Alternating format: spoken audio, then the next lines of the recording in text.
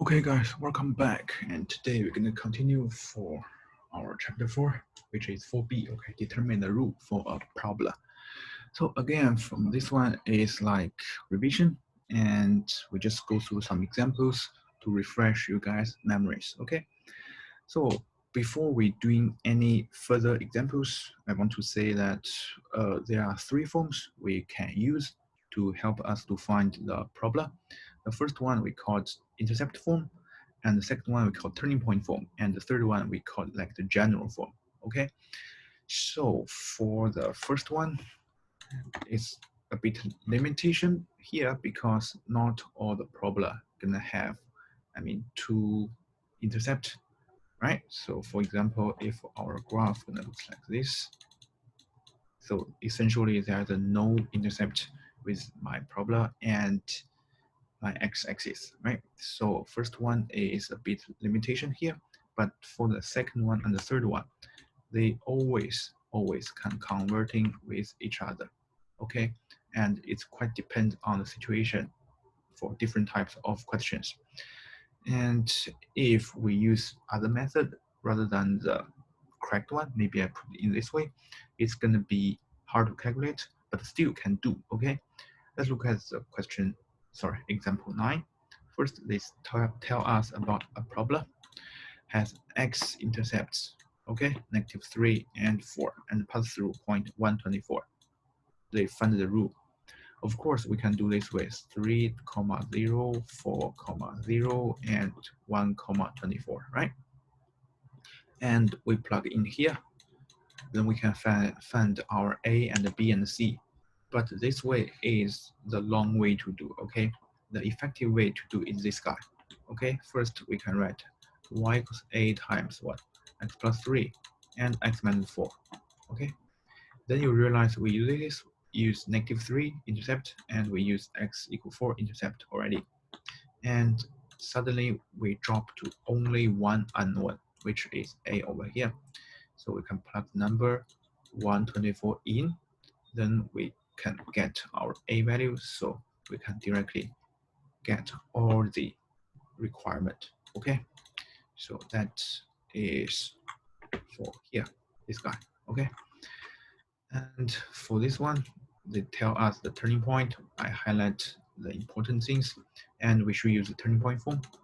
Then also pass through 3, 3, so plug 3, 3 to get A value, then we get this guy, okay? And but for example 11, they gave us a random 3 points like 1, 4, 0, 5, and -110. So for this one, we only can use y equal ax squared plus bx plus c. So solve what we call a simultaneously equation for a, b, and c, right? So you can type in your cache, or you do it by your hand to get all the required answers, okay? And for this one, example 12, it's a bit like reverse way. So give you the graph and then ask you to tell me the rules of this one or equations, right? So the first one, the turning point is at 0, 0. So I should use turning point form, ax minus h squared plus k. So plug 0, 0, I got y equals ax squared. Then I use 2, 5 to get my a value, done, easy. And this one, again, turning point form. And this one, 0, 0, 3, 0, intercept form. Again, this one, -1, and here, but we don't know anything about this. And what we know is this guy is 1 and 2, and we know this guy is -1 and 0. Okay, and we go down a little bit to see how they did it. So the y-intercept is 2, which means give us c equal 2. And it also tells us as -1, 0 and 1, 2 on the parabola. So we can figure out the whole things, okay? Essentially 3 points, -1, 0, 0, 2, and 1, 2, okay? Just don't like me, okay? Before that, I forgot this is also the point, so I thought only give us 2 points is cannot solved. Okay, just make sure you read the question carefully and use the appropriate forms to help you to do the calculation. Okay, and this is for the part B. For B, it's pretty easy and straightforward. So you just need some practice for 3 to 6 and to choose the appropriate method or the steps to solve the required equations. Okay, and let's just go down a little bit. For 4C, it's called language of polynomials. So this is just first give us some ideas like what is the leading term, what is zero polynomial, what is the degree of polynomial, right?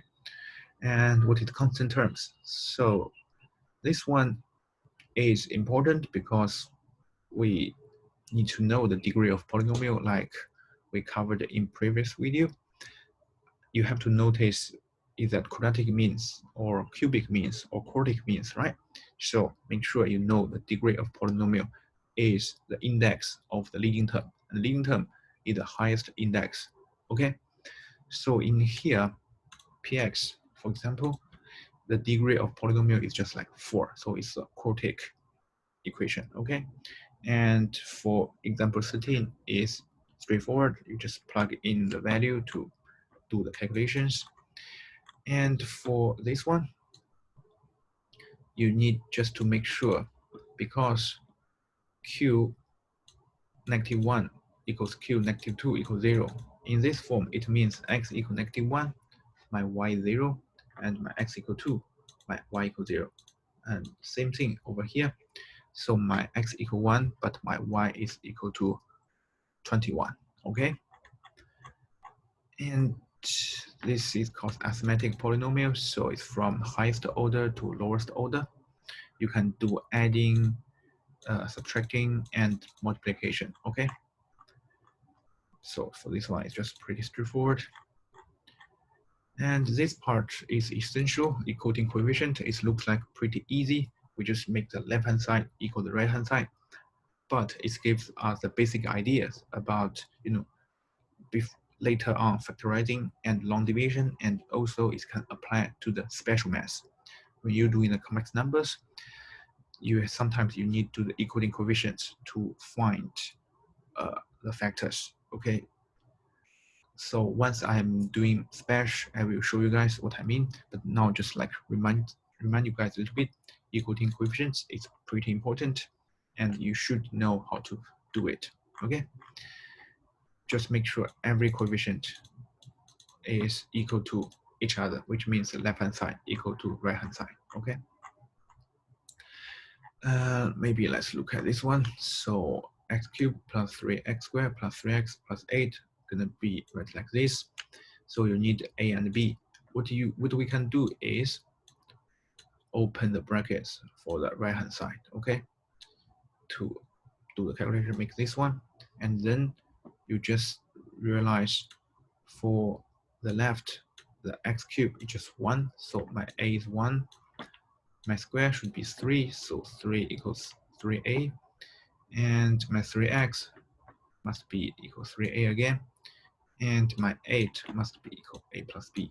So then I can get my a and b value, okay?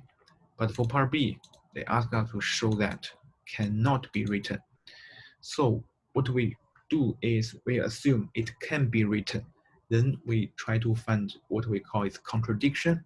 We contradict to each other, which means like do not disagree with the answers or the logical, right? Or basic math. So after the calculation, you're gonna realize your A must be equal to 1 in this case. And if C equal to 2, and then you plug into 3, which is the third one, you realize 6 will equal to 12, which is not make any sense. That's why it cannot be written. So for this show that problem, we always just make some assumptions, suppose they are equal to each other, then we do the calculation to show they contradict. Okay, so which means our assumption is incorrect, and which implies these two equations cannot be written in the equivalent form or in the required form. Okay, And this is about the 4C. It just gave us some basic definitions of polynomial functions. And again, you need to know the degrees of polynomials. For our next short video, we're gonna do some division and factorization of polynomials, okay? Which what we call is long division, okay? And thanks for watching, guys. If you think my video is helpful, just please subscribe and click the like button. And thanks for watching, guys. See you guys in the next videos. Bye-bye.